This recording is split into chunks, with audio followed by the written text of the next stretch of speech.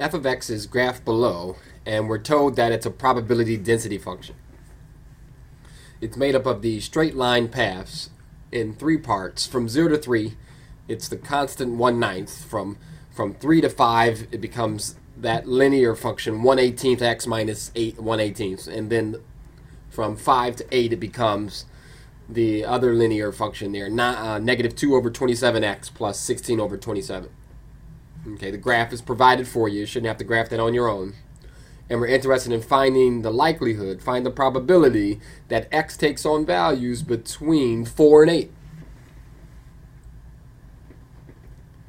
And so we're going to do this not by integrating. We're going to take advantage of the fact that we have these sort of polygon shapes. We're interested in the area from 4 to 8. This area, we'll call it area 2 here. We want to find that. Now, if we're going to just deal with that, it's going to be a bit of trouble because if we were to come across here, I guess we can use it as a triangle and two rectangles, perhaps. If we look to the other area, though, that's in blue, we might have a better chance. So we could do this without integrating. We don't have to integrate from 4 to 8, because if we were to integrate from 4 to 8, from 4 to 5, we'd have to use this guy, and from 5 to 8, we'd have to use this other guy. Not that it won't work, but the fractions would make it almost unmanageable. And so we don't have to integrate. We can use basic geometry. If we were to use the area that we're dealing with, we could break it up into a rectangle and two triangles. But we can find an easier way by looking at area 1. If we do area 1 instead, we can finding area 1, we can get area 2. The relationship is that they add up to the total area, and so together they add up to 1. The total area of underneath the probability density function is exactly 1, and so these two guys would add up to 1. If we're looking for area 2, then we can do 1 minus area 1. Area 1 is more desirable to find because it's simply just a rectangle and a triangle. And so let's go with that instead. Let's go find the area 1 on the next slide. And then remember that we have to do 1 minus that. Okay, great. So we have this larger view of it, and we can take that area and slice it across to give us two shapes, a rectangle and a triangle. We'll call the triangle's area A and the rectangle's area B. And area 1 would be the symbols A plus B.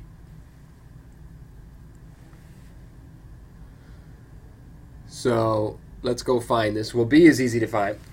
It's a rectangle with 1/9 as one dimension and 4 as the other dimension, length times height. So we're able to get 4/9 for B.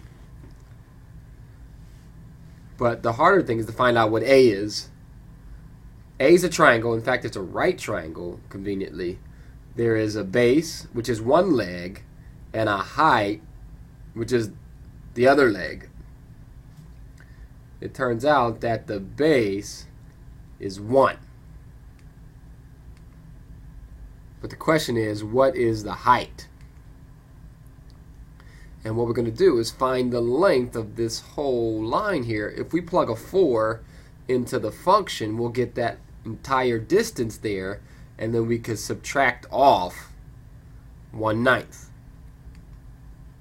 That function of the function had 3 identities. For this part from 3 to 5, the function had this identity, that it was the linear function 1/18 x minus 1/18.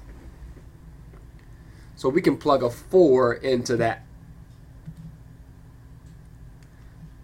Plugging a 4 into that gives us 4/18 minus 1/18. I know it seems strange to write it, but we're going to write it as 3/18. because we're subtracting a ninth. Why are we subtracting a ninth? It's because this distance here is coming off, and we'll be left with what's left over. So leave it as 3/18, because when we take away 1/9, we can just easily turn 1/9 into 18ths by doubling. So all in all, you have 3/18 minus 2/18, or 1/18. That's the distance there.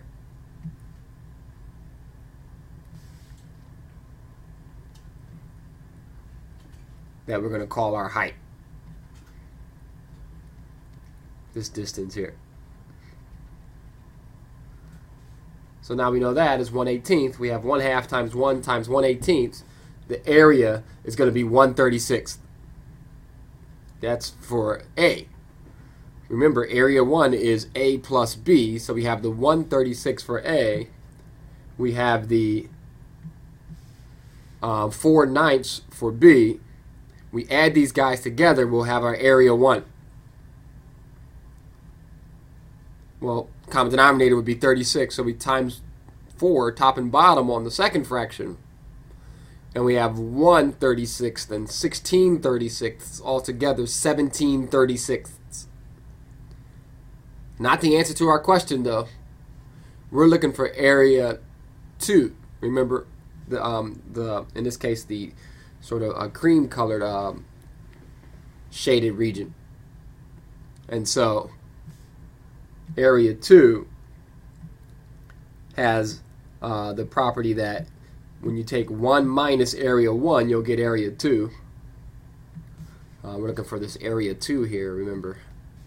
And so area 2 is 1 minus area 1, because the total area is 1. 1 minus 17/36 is 19/36. And that's the answer to your question. That's the probability that X will take on values between 4 and 8. It's the area on the graph, under the graph from 4 to 8.